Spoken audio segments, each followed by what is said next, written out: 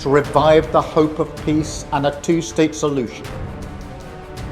I state clearly, as Prime Minister of this great country, that the United Kingdom formally recognizes the state of Palestine. क्या यूरोपीय union का फिलिस्तीन को मान्यता देना, रिकॉग्नाइज करना महज दिखावा है?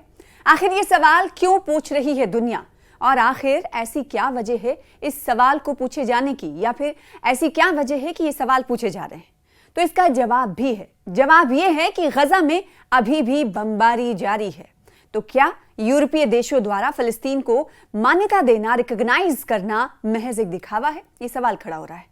आज इस वीडियो के जरिए इस सवाल का जवाब जानकारों की नजर से आपको समझाने की कोशिश करेंगे। फिलिस्तीन को मान्यता देने के लिए संयुक्त राष्ट्र संघ की बैठक हुई। इस बैठक में 145 देशों ने फिलिस्तीन को एक अलग राष्ट्र के रूप में मान्यता देने पर सहमति जताई और फिलिस्तीन के हक में वोट किया, जबकि इस प्रस्ताव के खिलाफ इसराइल और अमेरिका समेत 10 देशों ने वोट किया। बहुमत के साथ फिर फिलिस्तीन को राज्य का दर्जा देने का प्रस्ताव पास हो गया। इस प्रस्ताव को नाम क्या दिया गया है वो भी आपको इस वीडियो के जरिए बता देते हैं। इस प्रस्ताव को न्यूयॉर्क डिक्लेरेशन का नाम दिया गया है और इस प्रस्ताव से पहले अलग अलग ममालिक की तरफ से, अलग अलग मुल्कों की तरफ से टू नेशन थ्योरी पर अमल करने की बात कही जाती रही है। अब ये टू नेशन थ्योरी क्या है? टू नेशन थ्योरी यही है कि दोनों देश यानी इसराइल और फिलिस्तीन को अलग होकर इनको अलग अलग राज्य का दर्जा, जैसे फिलिस्तीन को नहीं मानता है इसराइल, तो इस राज्य टू नेशन थ्योरी यानी दो अलग अलग राज्य के तौर पर हम दोनों मुल्कों को समझते हैं, इस पर अमल करना चाहिए। इस हवाले से कई बार हमने देखा है वक्तन फवक्तन आवाज बुलंद होते रहे हैं और अब इन तमाम यूरोपीय यूनियन की तरफ से अब इस जो डिक्लेरेशन पास हुआ है, जो तजवीज पास की गई है, उसका नाम दिया गया है न्यूयॉर्क डिक्लेरेशन। बीते रविवार को ऑस्ट्रेलिया, कनाडा, ब्रिटेन और पुर्तगाल ने फिलिस्तीन को एक स्वतंत्र यानी आजाद संप्रभु राष्ट्र के रूप में मान्यता दे दी है, रिकॉग्नाइज कर लिया है। अभियान में यूरोप के अन्य देश भी शामिल हो सकते हैं, यानी सिर्फ तस्वीर यहीं तक नहीं होगी, तस्वीर और लंबी हो सकती है, फहरिस्त जो है, लिस्ट जो है लंबी हो सकती है, जो टू नेशन थ्योरी पर अमल करते हुए नजर आएंगे, यानी फिलिस्तीन को मान्यता देते हुए नजर आएंगे। फ्रांस और सऊदी अरब द्विराष्ट्र समझौते पर सामूहिक प्रेस कॉन्फ्रेंस करते दिखे। इन सब के बीच मिडिल ईस्ट पर नजर रखने वाले एक्सपर्ट का मानना है कि फिलिस्तीन को राष्ट्र के रूप में मान्यता देना सिर्फ दिखावा है, यानी फिलिस्तीन और गजा में जो इस वक्त बर्बरियत जारी है उसको लेकर पूरी दुनिया में जहां एक तरफ राय से एक कदम और आगे बढ़कर अब यह कहा जा रहा है कि दोनों मुल्कों के हवाले से हम ये फैसला ले रहे हैं कि फिलिस्तीन को एक राष्ट्र समझ रहे हैं। ये कोई बड़ा स्टेप नहीं है, ये सिर्फ और सिर्फ मुल्कों के द्वारा उठाया गया एक जो कदम है वो दिखावे की तरह है। ये कौन कह रहा है? ये मिडिल ईस्ट पर नजर रखने वाले जानकार कह रहे हैं। जानकारों का कहना है कि जब तक गजा में नरसंहार को नहीं रोका जाता, जब तक इस कत्लेआम को नहीं रोका जाता, फिलिस्तीनियों को सम्मान के साथ जीने का अधिकार नहीं मिल जाता, तब तक इन फिलिस्तीन को मान्यता देना सिर्फ इसे दिखावा ही कहा जाएगा और इन देशों की तरफ से जो कदम उठाए जा रहे हैं वो दिखावे के मानिंद ही रहेंगे, यानी दिखावे की तरह ही रहेंगे। यूरोपीय देशों द्वारा फिलिस्तीन को मान्यता देना सिर्फ एक दिखावा है, ये कहना है मिडिल ईस्ट पर नजर रखने वाले एक्सपर्ट का, और इस वीडियो के जरिए हम आपको बता रहे हैं कि आखिर वो क्यों ऐसा कह रहे हैं।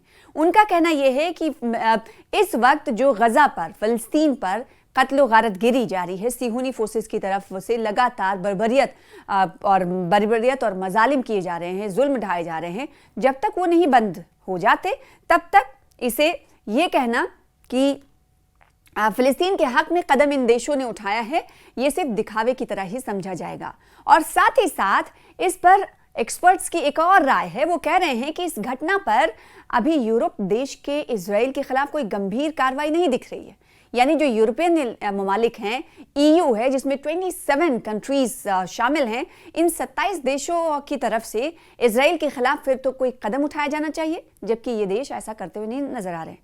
यूरोपीय देशों की तरफ से ये कह देना कि हम टू नेशन थ्योरी पर अमल करते हुए इजराइल के खिलाफ ये कदम उठा रहे हैं, फिलिस्तीन के हक में कदम उठा रहे हैं, उसे राज्य का दर्जा दे रहे हैं, लेकिन यहाँ पर ये बात काबिले गौर है कि इन देशों की तरफ से फिलिस्तीन के हक में कदम तो उठाए जा रहे हैं, लेकिन इजराइल के खिलाफ कोई कदम नहीं उठाया जा रहा है, कोई गंभीर कार्रवाई नहीं की जा रही है, कोई एक्शन प्लान अमल में नहीं लाया जा रहा है, कोई रोड मैप सामने नहीं है और सिर्फ दिखावे के लिए फिलिस्तीन को एक राष्ट्र के रूप में मान्यता दे रहे हैं।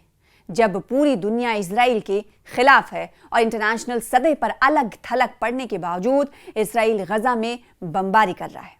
इजरायली हमलों में अब तक 65,000 से ज्यादा लोगों की मौत हुई है और लाखों लोग विस्थापित हो गए। अंतर्राष्ट्रीय स्तर पर इजराइल के खिलाफ कोई असरदार कार्रवाई नहीं हो रही है। वेस्ट के देश अभी भी इजराइल को कटघरे में नहीं खड़ा कर रहे हैं।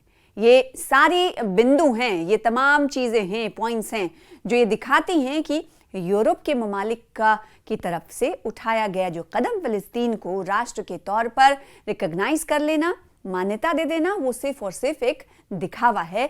कोई इससे ज्यादा ठोस कार्रवाई नहीं कह सकते, यानी इससे ज्यादा कुछ और नहीं है, सिर्फ दिखावे की तरह ही ये कदम लगता है। वहीं इजराइल के दक्षिणपंथी नेता और नेतन्याहू की सरकार में मंत्री हैं, इतमार बिन गिविर इनका नाम है, और बेजलेल स्मोट्रिच ने यूरोप के देशों द्वारा फिलिस्तीन को मान्यता देने पर अपनी सरकार को धमकी दी है। दोनों दक्षिणपंथी नेताओं ने नेतन्याहू सरकार से वेस्ट बैंक पर कब्जा करने की मांग की है।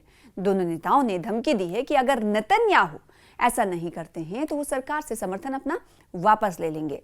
तो ये तो एक बात हो गई सरकार के समर्थन को वापस लेने की, और दूसरी तरफ हम ये जानते हैं कि नेतन्याहू इस वक्त आलमी तौर पर अलग थलग होते हुए दिखाई दे रहे हैं। ऐसा क्यों?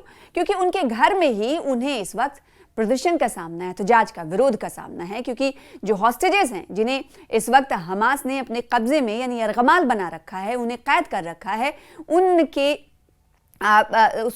सुरक्षा को खतरा बता रहे हैं।